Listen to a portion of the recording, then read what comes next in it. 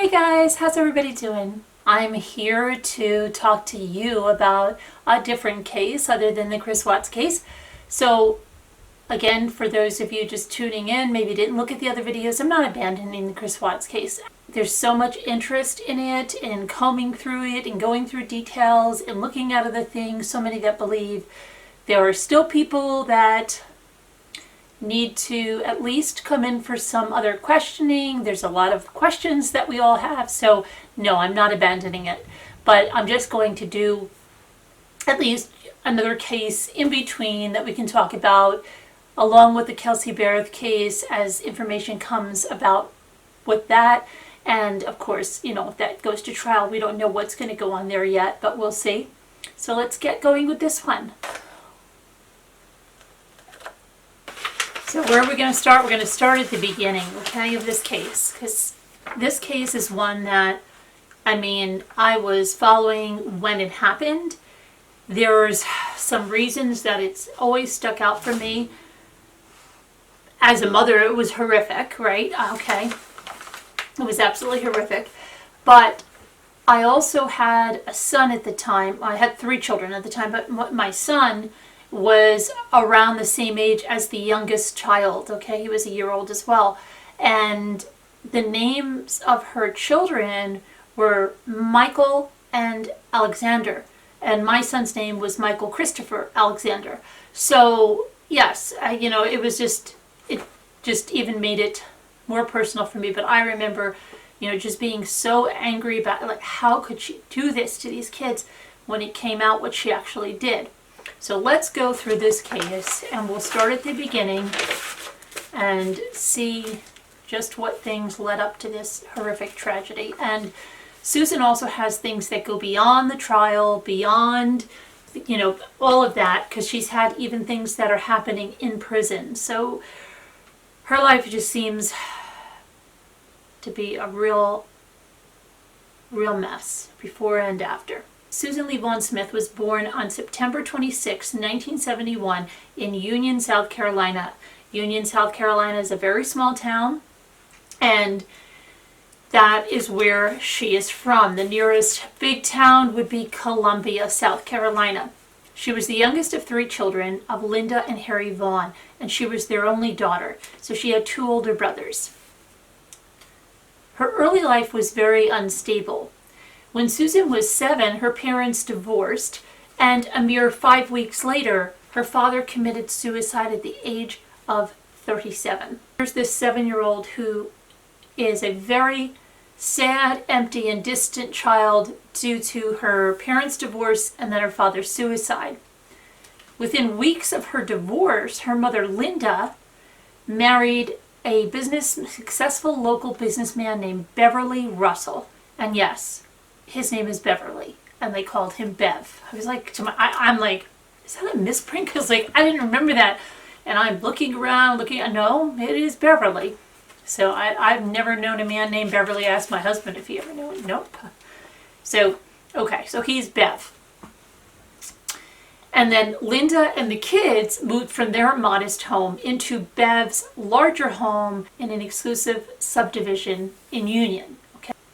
Susan, as a teen, she was a good student.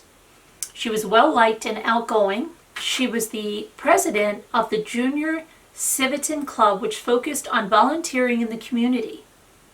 She was voted the friendliest girl in her senior year, and she was well known for her cheerful and fun disposition. However, that friendly smile, it masked many secrets.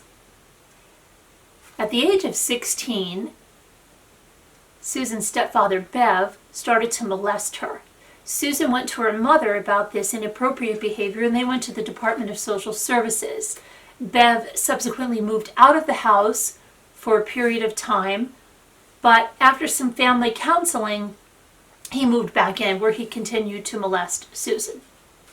When Susan was a senior in high school, she told a counselor at the high school about what was going on and what Bev was doing to her. And again, Department of Social Services was contacted. Susan didn't want to press charges against Bev. So once again, things were swept under the carpet and everything was tidied up. with lawyers' agreements and sealed documents. During the summer of 1988, Susan got a job at the local Winn-Dixie supermarket. She was a good worker, and she quickly rose from a cashier to a bookkeeper in the office. This was all done to protect Bev and his family from public humiliation. In her senior year, she was sexually active with 3 different men: a married man that worked at the store, a younger coworker, and Bev. Susan became pregnant and had an abortion. We don't know whose baby it was. The married man ended his relationship with Susan, and Susan attempted to commit suicide by taking aspirin with Tylenol. While she was being treated at the hospital, she let them know that she also tried to commit suicide at the age of 13 with the same method.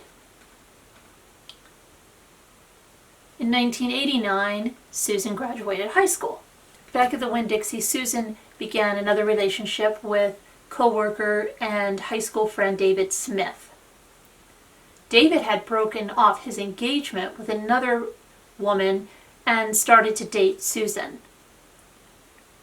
They decided to marry when Susan became pregnant. The couple married on March 15, 1991. They moved into the house of David's great-grandmother. Now, David's parents were suffering greatly because their son had just died of Crohn's disease 11 days before David and Susan's wedding. In May of the same year, the grief was just too much. David's father attempted suicide, and his mother couldn't take it anymore, and she went off to live in another city. This family drama was something that Susan was very comfortable with, and she and David spent the first months of their marriage, both being very needy and both comforting each other at different times. On October 10, 1991, Susan gave birth to a baby boy named Michael. David and Susan showered love and affection on their new son. However, a new baby could not heal the strain in their marriage caused by the vast differences in their backgrounds. Now, Susan was more materialistic than David, so she went to her mother a lot for financial help. And David found Susan's mother to be quite controlling and intrusive, especially where it came to raising their son, and he began to resent Susan for continuing to go to her mother for financial help. By March of 1992, the couple separates, but they spend the next 7 months going back and forth trying to mend this broken marriage. When they were on breaks, Susan dated a former boyfriend from work. In November 1992, Susan announces she's pregnant again, which causes her and David to try to once again rekindle their marriage. With money borrowed from Susan's mother, they put the down payment down on their own house, thinking that being in their own place will help their strained marriage. Over the next few months, Susan became very distant, and she complained all the time about the pregnancy. In June of 1993, David, who was feeling very alone and isolated, began a relationship with a coworker. That Winn-Dixie was, it seems like better than Match.com or something in finding relationships, right? Wow.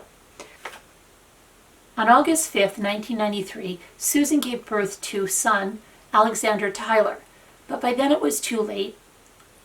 They just couldn't bring them together again, and they decided to call it quits for good. Despite their separation, Susan and David appeared to be good and loving parents to their 2 young sons. But Susan was ready for a change, okay? She couldn't continue working at that Winn-Dixie, and I don't know if it was because, the dating pool she had run out of options there, and she needed something else, but I'm sure that probably was a factor. So she took a job at one of the biggest employers in the area, Conso Products, as a bookkeeper. And Susan moved her way right up that ladder again and landed a position as the executive secretary for CEO and company owner J. Carey Finley. Now, in union, this was a very prestigious position for Susan, and it exposed her to wealthy people and extravagant lifestyles. She also had the opportunity to get closer to one of Union's most eligible bachelors, the son of the CEO, Tom Finley. In January of 1994, Tom and Susan started to date casually, but by the spring, she was back together with David again. Their reconciliation lasted only a few months, and Susan told David she wanted a divorce. Come September, Susan and Tom were dating seriously and planning their future together. Unfortunately, this was only in Susan's mind. Sounds like someone else. Tom was actually trying to figure out how to end things with Susan. So on October 17th, 1994, Tom Finley sat down at his computer because he said that he thought better when he was typing, and he typed out a letter to Susan, a Dear John letter. Okay, so here's the letter. Dear Susan, I hope you don't mind, but I think clearer when I'm typing. So this letter is being written on my computer. This is a difficult letter for me to write because I know how much you think of me, and I want you to know that I am flattered that you have such a high opinion of me. Susan, I value our friendship very much.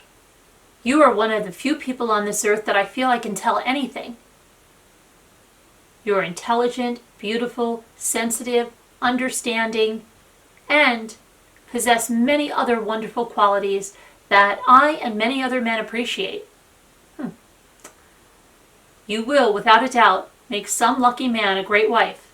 But unfortunately, it's not going to be me. It won't be me. Even though you think we have much in common, we are vastly different. We have been raised in two totally different environments and therefore think totally different. That's not to say I was raised better than you or vice versa. It just means that we come from two different backgrounds. When I started dating Laura, I knew our backgrounds were going to be a problem. Right before I graduated from Auburn University in 1990, I broke up with a girl, Allison, that I had been dating for over 2 years. I loved Allison very much and we were very compatible. Unfortunately, we wanted different things out of life. She wanted to get married and have children before the age of 28, and I did not. This conflict spurred our breakup, but we have remained friends through the years. After Allison, I was very hurt. I decided not to fall for anyone again until I was ready to make a long commitment. For my first 2 years in Union, I dated very little. In fact, I can count the number of dates I had on one hand. But then Laura came along. We met at Conso, and I fell for her like a ton of bricks. Things were great at first and remained good for a long time, but I knew deep in my heart that she was not the one for me. People tell me that when you find the person that you will spend the rest of your life with, you know it. Well, even though I fell in love with Laura, I had my doubts about a long and lasting commitment, but I never said anything, and I eventually hurt her very, very deeply. I won't do that again. Susan, I could really fall for you. You have so many endearing qualities about you. And I think that you're a terrific person. But, like I have told you before, there are some things about you that aren't suited for me, and yes, I am speaking about your children. I'm sure that your kids are good kids, but it really wouldn't matter how good they may be. The fact is, I don't want children. These feelings may change one day, but I doubt it. With all of the crazy, mixed up things that take place in the world today, I just don't have the desire to bring another life into it, and I don't want to be responsible for anyone else's children either. But I'm very thankful that there are people like you who are not so selfish as I am and don't mind bearing the responsibilities of children. If everyone thought the way I do, the species would eventually become extinct.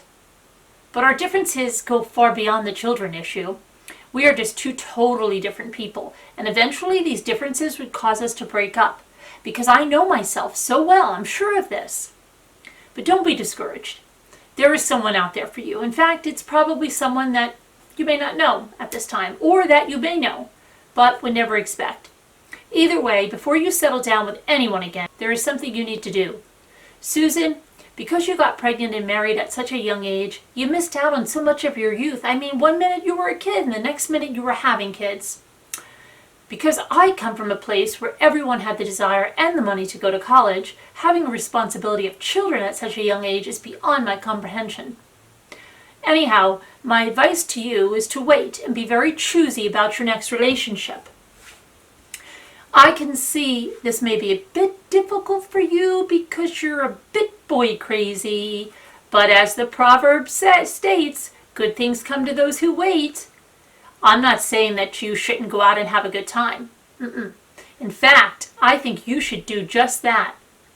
Have a good time and capture some of that youth that you have missed out on. But just don't get seriously involved with anyone until you have done the things in life that you want to do. Then the rest will fall into place.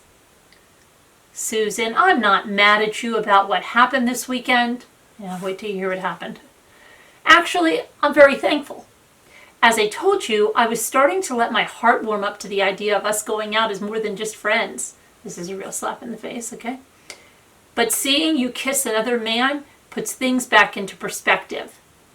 Susan was kissing another man in a whirlpool tub at Finley's father's house. Can you even believe this? Okay? And now, in Susan's mind, she's just reading that he was going to warm up to her, and this just is the only thing that was the issue. So Susan is seething right now. I remembered how I hurt Laura, and I won't let that happen again, and therefore I can't let myself get close to you. We will always be friends, but our relationship will never go beyond that of friendship. And as far as your relationship with B. Brown, I guess that's the guy she was kissing in the whirlpool, of course you have to make your own decisions in life, but remember, you have to live with the consequences also. Everyone is held accountable for their actions, and I would hate for people to perceive you as an unreputable person. If you want to catch a nice guy like me one day, he's not too full of himself, is he? You have to act like a nice girl. And you know, nice girls don't sleep with married men.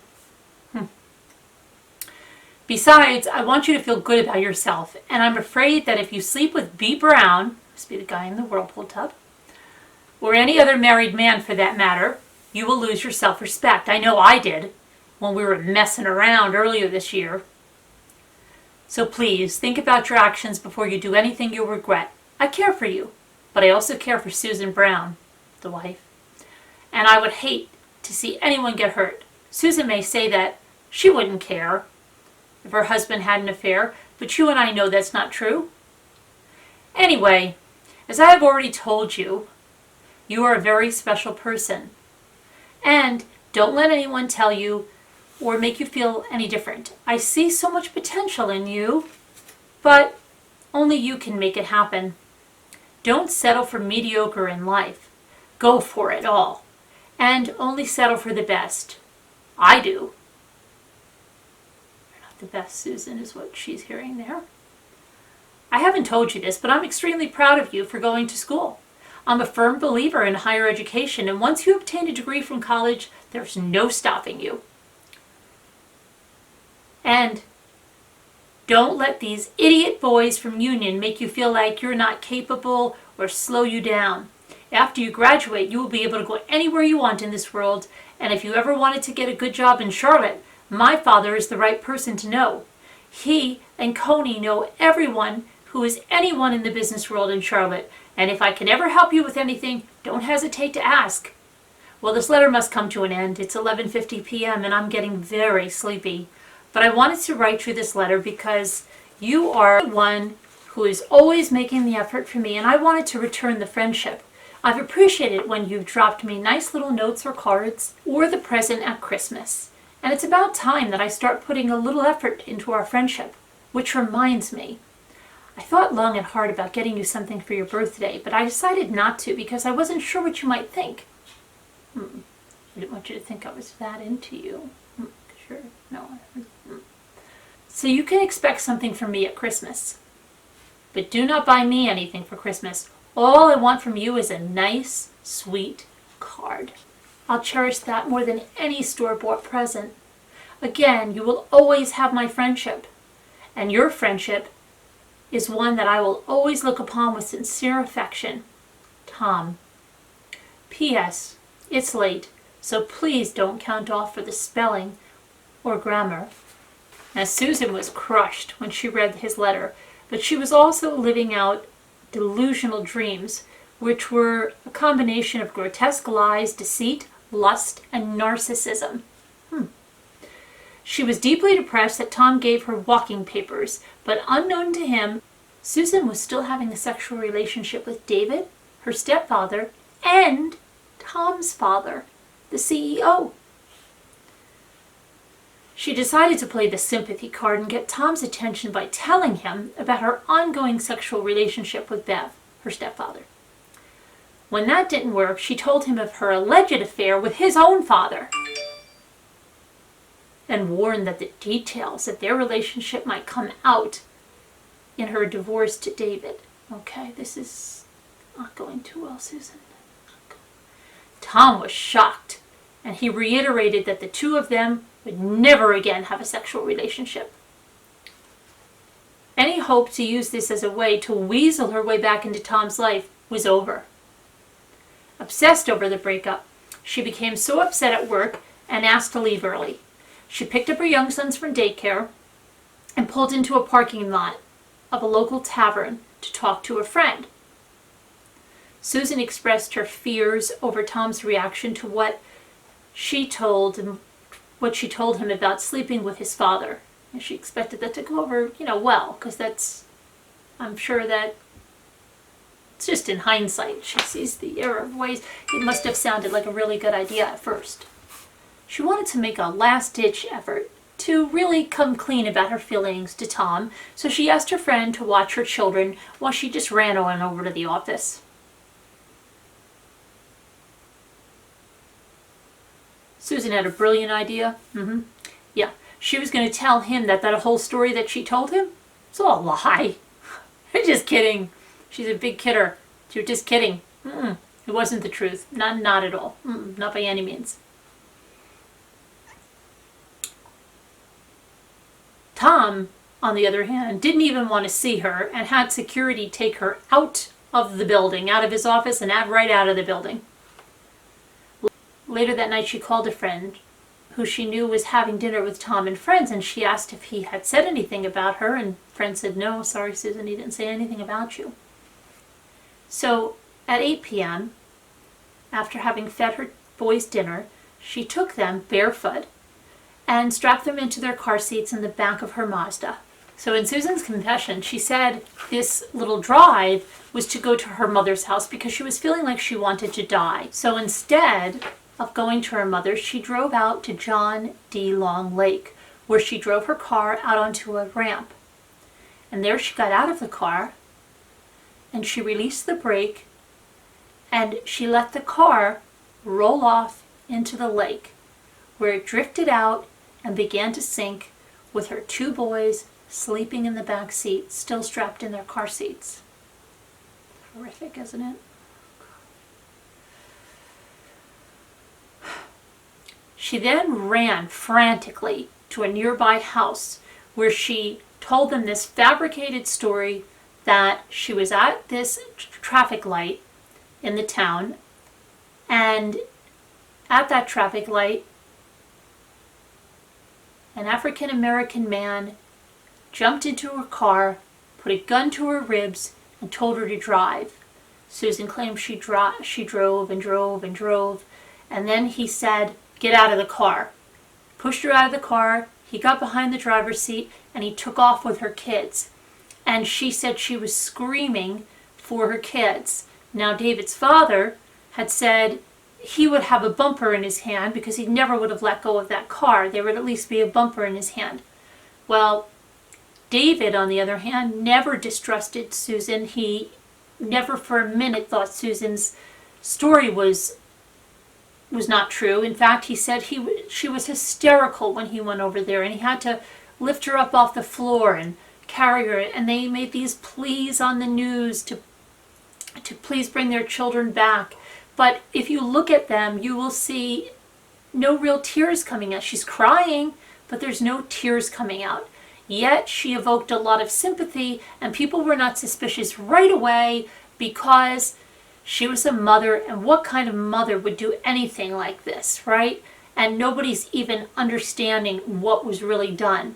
So it's 9 days, there's manhunts, there's dogs, everybody's combing the area. That John D. Long Lake was searched, okay? But the car drifted out further than they thought. So when they did a search of, I think it was 30 feet out, no car was found.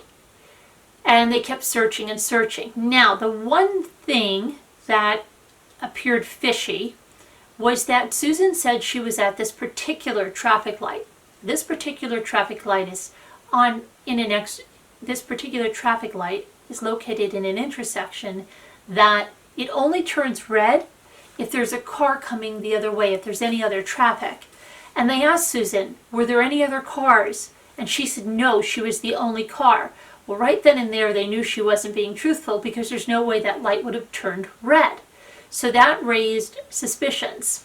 This traffic light was located at Monarch Mills. So for 9 days, Susan continued to stick to this story. Friends and family rallied around her, and David stood by his wife's side and as the search for them intensified. National media showed up in Union.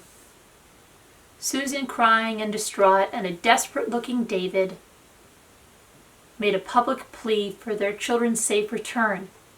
Susan's story, though, was unraveling fast, as I told you. With that traffic light incident, Sheriff Howard Wells, who was the lead investigator on the case, had David and Susan polygraphed. David passed, but Susan's results were inconclusive. Through the 9 days, Susan was given numerous polygraphs and questioned about the inconsistencies in her carjacking story. One of the biggest clues that led the authorities to believe Susan was lying was about that traffic light, okay? Because it would never have turned red if there were no other cars. Leaks to the press about the discrepancies in Susan's story resulted in accusatory questions by reporters. Also, people around her noticed her displaying questionable behavior for a mother whose children were missing.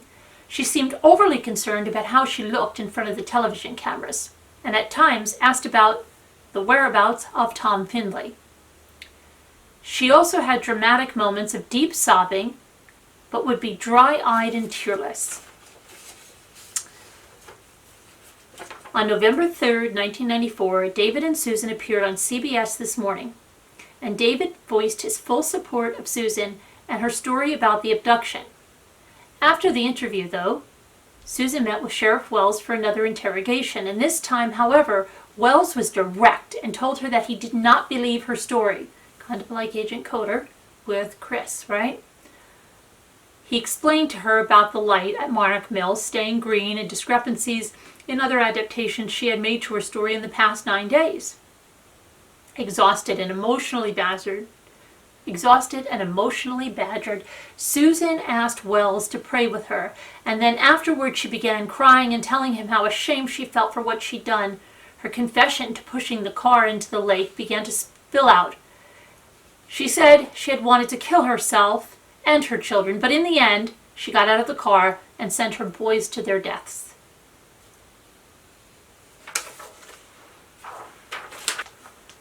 Before breaking the news of Susan's confession, Wells wanted to locate the bodies of the boys. A previous search of the lake had failed to turn up Susan's car, but after her confession, she gave police the exact distance the car had floated out before it sank. Divers found the car turned upside down with the children dangling from their car seats. One diver described what he saw. The small hand of one of the children pressed against a window. Also found in the car was the Dear John letter Tom Finley had written.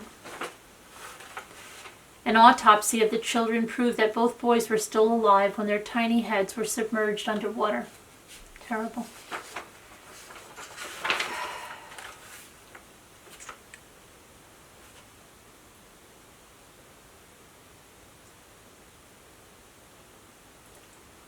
Incredibly, Susan reached out to David in a letter filled with "I'm sorry." Men complained that her feelings were being overshadowed by everyone's grief. Stunned, David questioned who Susan really was and felt a brief moment of sympathy for her confused and demented state of mind. But it didn't take long for that sympathy to turn to horror as more facts about the murders of his sons surfaced. He had assumed Susan had shown mercy by killing her boys prior to pushing the car into the lake, but after finding out the truth, he was haunted by images of his son's last moments in the dark, scared, alone, and drowning to death. When he discovered Susan had supplied the police with the exact location of the car, and the car lights had been seen on when she lifted the brake, he knew she had stayed and watched the car sinking. Motivated by her desires to rebuild her relationship with the wealthy Tom Finley.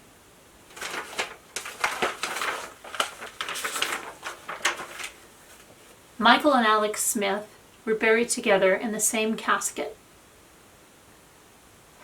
in the Bougainville United Methodist Church Cemetery on November 6, 1994, next to the grave of David's brother and the children's uncle, Danny Smith.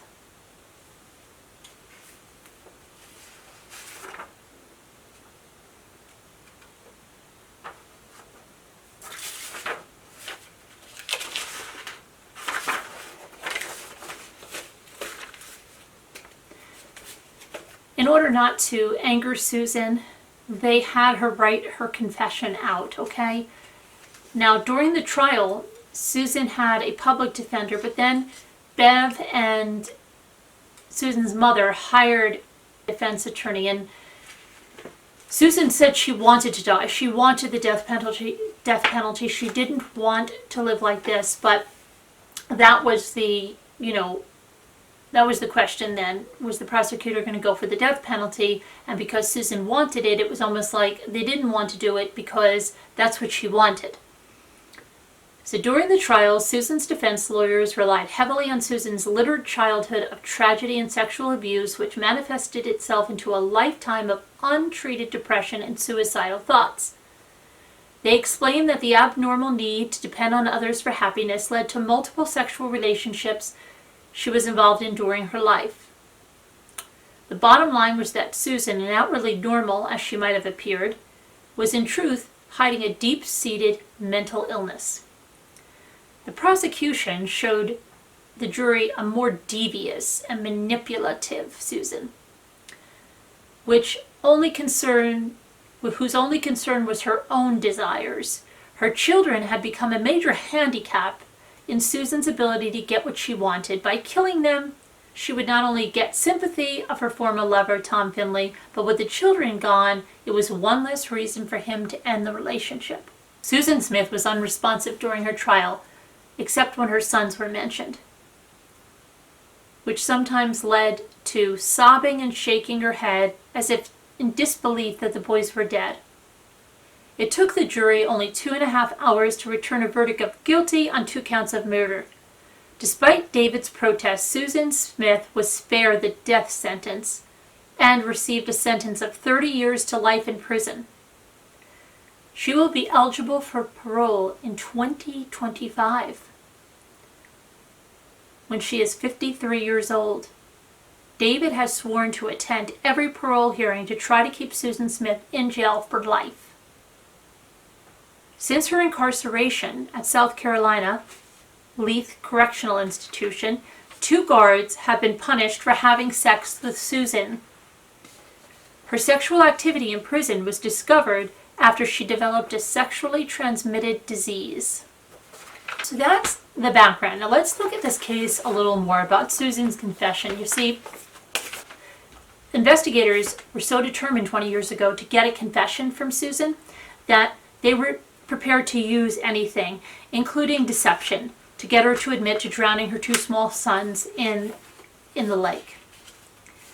So SLED chief Robert Stewart said that investigators created a copy of a false newspaper article that they were prepared to show to Susan about a woman who had killed a family member. Now, this fictional woman served her time in prison, got out, and married a rich businessman, went on to lead a happy life. The plan was to get Susan to read this article, and then they were going to get her to speak to this fictional woman, okay? And if the shame of killing her children didn't persuade Smith to confess, agents reasoned perhaps hope would. Hope that her life could go on beyond prison. Not only was the article false, the woman was an undercover state law enforcement division agent. But fortunately, Stewart said, Smith did confess, and investigators never had to use the scheme. Stewart described the plan, which had never been discussed publicly, on the 20th anniversary of the case. Others looking back on the October 25th anniversary recall the media convergence on the small city of Union.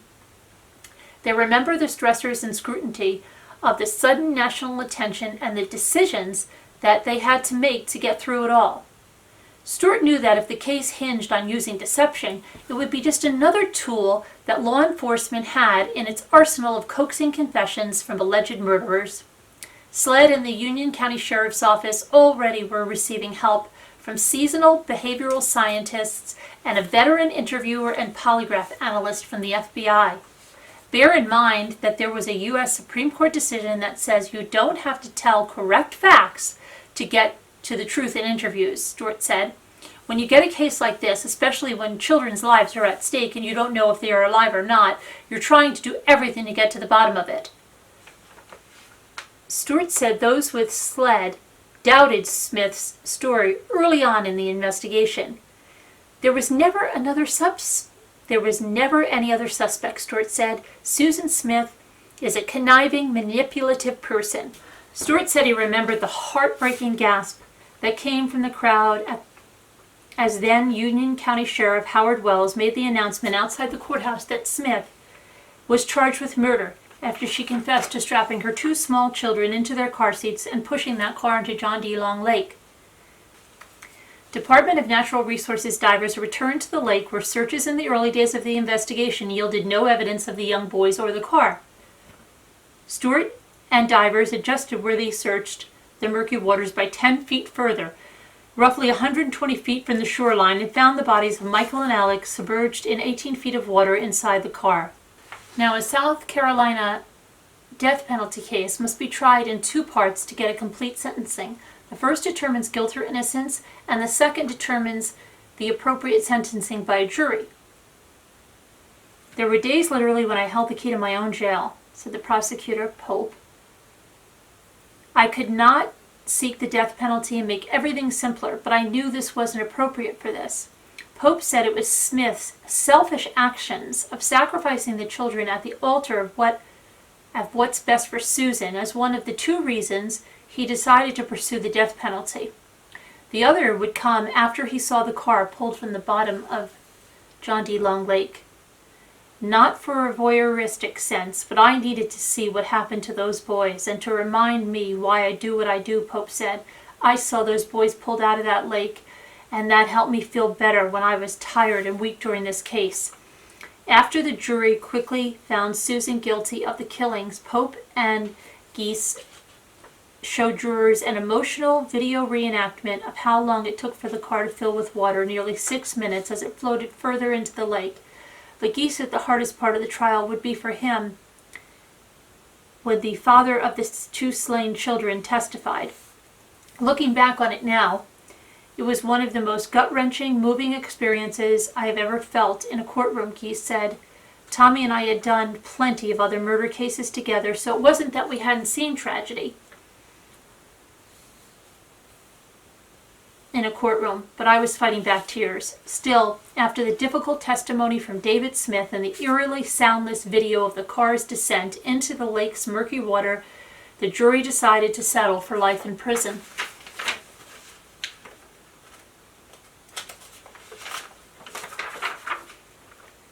There is nothing that we would have done differently, in my opinion, that would have changed the jury's verdict, Geese said. When you have a small, tight-knit town like that, it would be hard to get that verdict. Pope said he remembered that all of his steps reverberated in an echo chamber and that he considers the case a loss because he had sought the death penalty. He said the case will truly never leave him. I've accepted that when they write my obituary, Susan Smith's prosecutor will be in it, Pope said. The quiet bustle of everyday life had returned to Main Street in downtown Union, but some still visit the access road that leads to John D. Long Lake, the same road Susan Smith drove down before she pushed her car, boys inside, into the depth of the dark water. Now, while Susan was awaiting trial, she was held at the Women's Correctional Center near Columbia, South Carolina, and she was confined to what is called Administrative Segregation Unit, meaning that she had little to no contact with guards and none at all with other prisoners. She had a Spartan 14 by 6 foot cell that she had all the time in the world to contemplate the enormity of her crime, and yet she claims that she still can't fathom why she killed them. Despite her weekly meetings with her family, she often echoes the incredulous reactions to the murderers heard throughout the county. She cries out to me, "Why?" says her brother, Scotty Vaughn, 32. At times I get angry with her, and then I know something went wrong with her, and Susan is not to blame. And then I feel sorry for her, and I hurt for her. There are, of course, many folks around Union who continue to feel outrage and hostility towards Smith over how cynically tied to blame a black carjacker for the disappearance of her boys on October 25th, over how she acted over her lie for 9 days, playing the public sympathy, and above all, over how she cold-bloodedly drowned her helpless children. I know that God does forgive, said 80-year-old Jenny DeMille from nearby Landrum, South Carolina, who had driven with a friend to the lake to pay her respects to Michael and Alex. But you think she had all that time driving out there to change her mind, and then she still destroyed those beautiful babies? Well, I believe she deserves the death penalty. The sentiment is vividly shared elsewhere in the United States in a poll conducted by People by the ICR survey group of a national sample of adults. So the town was outraged. Everyone was coming forth and saying, they can't believe she did this. Shirley McLeod, who lives in the house just off Highway 49, where Smith ran that first night. The boys disappeared hysterically, spilling out the tale of this black carjacker. When the truth came out, I was angry. I was just out of it, said McLeod. Now I feel, well, compassion is the best way to put it. There had to be something terribly wrong with her for this to first happen. I can't believe she was evil.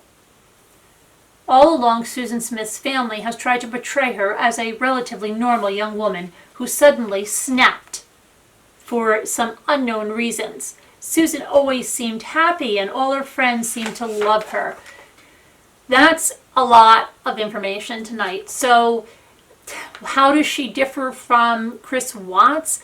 She differs from Chris Watts because we don't see Chris Watts having these relationships before he married Shanann. In fact, I don't remember hearing of any relationships before he married Shanann except of him and his parents. Has anybody else ever heard of another girlfriend for Mr. Watts or anything like that? I haven't. So that's one big difference. It also seems Susan's very promiscuous sexually, where we're not seeing that prior to the marriage with Shanann. Now, after the marriage with Shanann, we do have many people coming forward saying he was on Tinder and he was having homosexual relations with men, but we don't know. A lot of that has been dismissed, and those people were found not to be truthful. And frankly, I've seen the interview with this Trent, and I'll tell you my take on it. I don't think he's truthful. I think that he's attracted to Chris, and I think he has like a delusional affair in his mind, and everything he's told the police is everything that's out there. And so I just think that he's just put himself in the middle there. Okay, so I don't believe him. I'm sorry. And as far as I know, he's been debunked too. And that woman from Tinder, that thing with the Chick-fil-A, come on. I never believed that either, okay? I don't think that he was out there like with a whole bunch of other people. I think I don't know, because we see what he's like, okay? I really do think, and K is the first time that he cheated on Shanann. That's just what I feel, okay? Maybe I'm wrong. You can put it in the comments. I just feel that. I don't feel like any of these people that have come forward are truthful. We haven't heard about any previous girlfriends. And so I'm not seeing, there's a big, big difference right there. The other big difference is he was not, even with help, able to pull off such an elaborate farce as Susan did. You know, she did this for 9 days. She still got caught. They still found things, but she did this for 9 days. The way that Susan killed her children was absolutely horrific, and the way that he killed his children was horrific, but I think that, you know, drowning the children is just so horrible. And then again, they both caused people to have to find these kids, his in oil tanks after being there for several days, and then all these divers seeing these kids strapped in their car seats, and they say grossly disfigured due to the nature of the death. And it was horrible, just absolutely horrible that people have to have those visions in their minds. I mean, you can see a little bit through the windows when they were pulling the car up, and I'm haunted by that. I mean, it's horrendous. So, yeah, I mean, so they had caused their children, you know, just a horrible, horrific death, but then they also, their actions caused others that had to, you know, rescue these kids and recovered bodies. Horrible visions they'll never get out of their head. You know what I mean? So there's a similarity there. And they're both selfish, yes. They were both willing to do whatever they could to have another relationship, even if it meant sacrificing their children. Now, she didn't kill her spouse. He did. So a little bit of a difference there. And, you know, she was, I guess, from the defense psychiatrist, formally diagnosed with psychiatric illnesses. We don't know what Chris was evaluated for, if he was, or what's going on. We don't know what, in that first video I did today, what is Cindy talking about, that social worker? Is that a social worker that Chris saw in prison and told his version of everything to, or Cindy told her version of everything to? Who knows?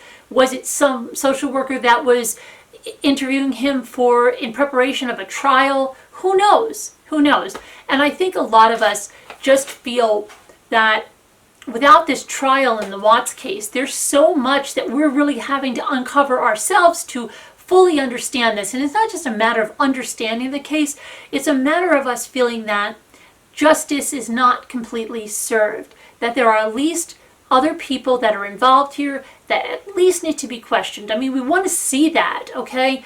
Now, maybe it's being kept from us. Somebody mentioned something in the comments earlier on the video saying that the video of Chris carrying out the bodies is not the full video.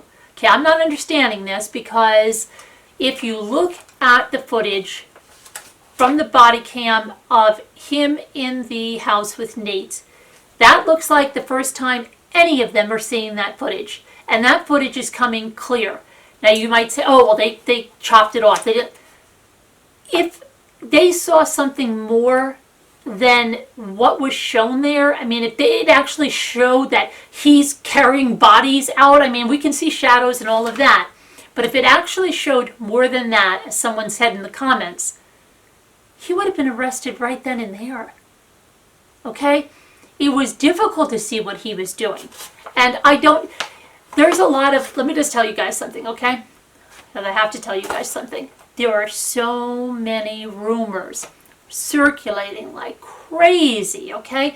And just because, that's why if you guys tell me something, I'll always say, well, where's the source? Well, where did you get that from? Where did you hear this from? It's not that I don't believe you, but it's that I know how things get spread around and they're not facts.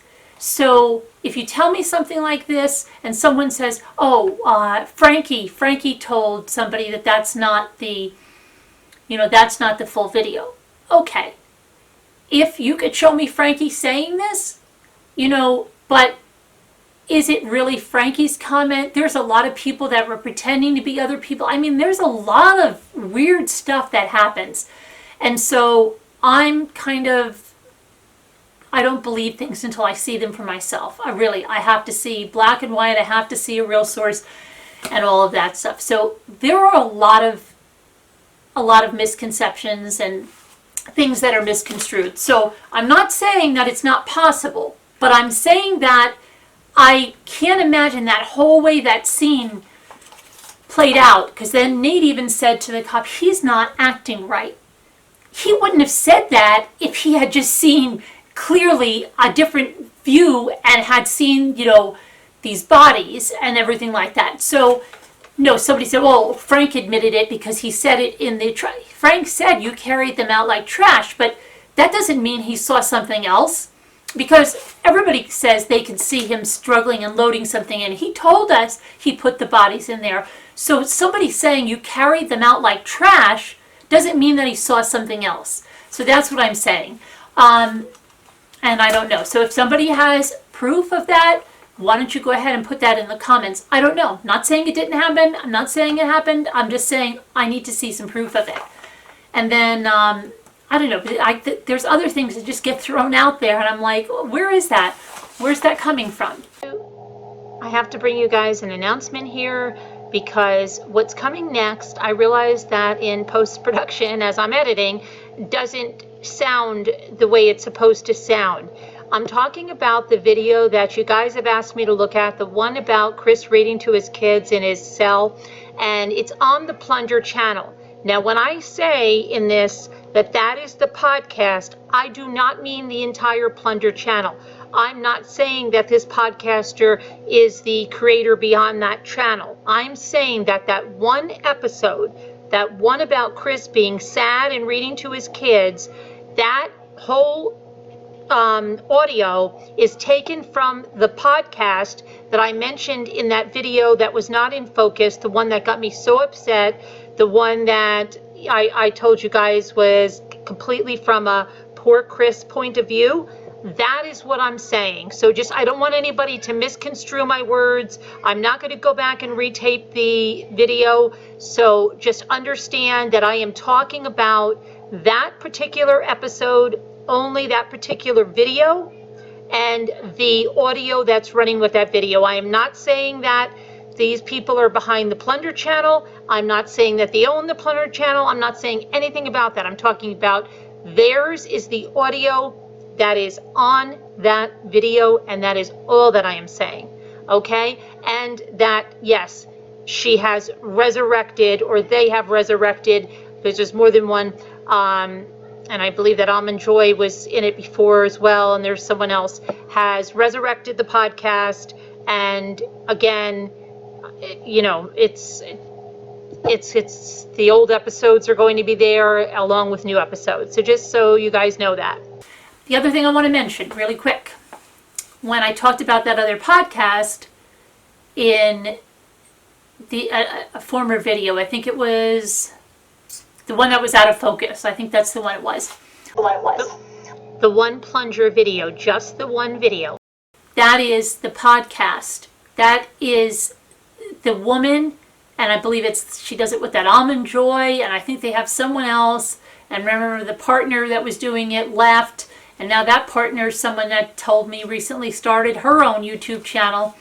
And yeah, so this one here, I mean, if you listen to it, you could hear her gush. You'll see that exactly what I told you is true. Gushing over Chris, gushing that he's reading, stories to his kids, or he's reading the Bible, whatever she's trying to say, totally gushing. And who's ever with her, I mean, I couldn't even listen to it for more than a few seconds. It's disgusting. And that is what got me so upset that other time. But yeah, she's making the rounds again. She's making new episodes, and she's conveniently titling all the previous episodes. She doesn't have them titled the real titles that were like really slams at Shanann, slams, but I'm sure that when you listen to them, you'll hear those slams. And in those podcasts is Jay, her K and J. You will hear Jay's in there as well. up until episode 16, and she just made her 17th episode. And I know people on the Plunder channel are slamming her left and right for, you know, what is wrong with you? Because she's, I don't know how old she is. I think she's older. I think she's like in her late 50s, maybe early 60s. And this is what she sounds like. And I don't know. I could be wrong, but she could be younger and just sound that way. I don't know. But she's like gushing over him, gushing over this guy, and it's heartbreaking to her. It's heartbreaking to you that he's reading stories. It's not heartbreaking to you that he killed his kids, but I don't think she believes he killed his kids. I think she's still believing that Shanann did it. She's, which is delusional, and it's just really a shame. It's really a shame that this is still going on, that this woman is still not stopped. And what's more delusional, and what's more crazy, is that she has people, especially like if you go to her Facebook page on this thing, that are supporting her. It's just, it's nuts. It's nuts. Like a lot of them said, oh, well, I did until the, the autopsy came out. But they're still supporting her. Yeah, poor Chris. Poor Chris. It's heartbreaking. And it's all coming from his family, because she's made no bones about it, about how, she was so upset that when she accused the other partner of selling the story to Radar Online, that it ripped her apart from the Watts family. So now I guess she's back in their good graces again, and they're making the rounds and trying to whatever, put all this stuff out and, just paint a different picture of Chris. I don't know how anybody could feel this way, but whatever, there's nothing. I'm certainly not going to entertain that type of content. But anyway, I don't know. I feel like off the mark. I don't know, because we can talk about Susan Smith, but we're so compelled to talk about the Watts case because we really feel that maybe we can uncover something, maybe we can understand something, maybe there's going to be new developments, whatever it is. And I feel it too, guys. I really do. I can discuss this case with Susan Smith with you guys, but I don't know. I just feel more compelled to discuss cases that are current. And I know people say Casey Anthony or John Bonet, but I don't know. Those have been done to death. And I mean, even when they make documentaries, like, do you remember that John Bonet documentary a couple of years ago? I think it was on A&E or something. It doesn't tell you anything new. It just rehashes the case and rehashes the case and but there's nothing new going on. And I think, I don't know, I would rather look at current things that are in the news, current cases. I don't know. You let me know, because I just don't, I don't know. I really feel like keeping on the Watts case and diving into that stuff, because I haven't gone through everything, and there's a lot more stuff. Like I told you, I want to go to Chris's first part of that interrogation, because there's things I want to point out about the mistress's words coming back. There's other theories I want to look at, and I'm just feeling like that after tonight. I really am. I'm feeling like, no, wait, I still want to go back in and keep discussing this. So you guys let me know what you think. And I will talk to you very soon. This video is probably going to be very long, and I'd like to get it up tonight. So I will talk to you guys later. Bye-bye.